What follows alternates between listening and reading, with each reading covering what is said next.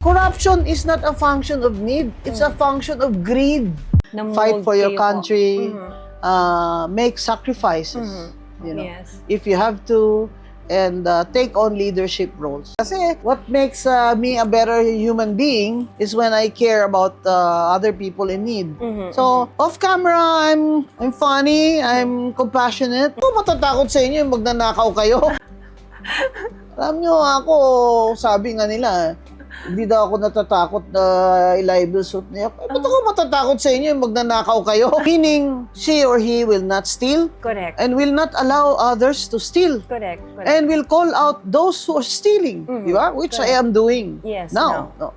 And, so I guess if there's one person who has the guts and who has all the right to call the attention of this corrupt congressman or whoever politicians is to you. And that's my power and grace para to be the voice of the voiceless. I mean, I cannot misbehave, you know? Yung tong vote buying na ito talaga, ito yung sakit nyo eh.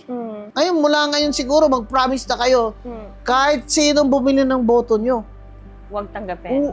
Huwag yung tanggapin, o kung tanggapin nyo man, huwag nyo silang iboto. Why are they very honest? Yeah. And they're number one in terms of Yes, economy. because when Lee Kuan Yew, diba, was there, he was Prime Minister, pinakulong niya talaga at pinakulong sila lahat. Diba? Tatakot ka ngang suminga. Bubble gum sa Singapore, diba? They're very strict. Diba? Talaga everybody complies. I'm open to it. Yeah. I don't really have plans, but every week it seems another group talk to me, and they don't really have that much money to help me with, but they're sincere, ganyan. Because I'm not talking about me, but I think our gold standard should be for a senator or congressman or should be a lawyer. Well, that's a bonus, right?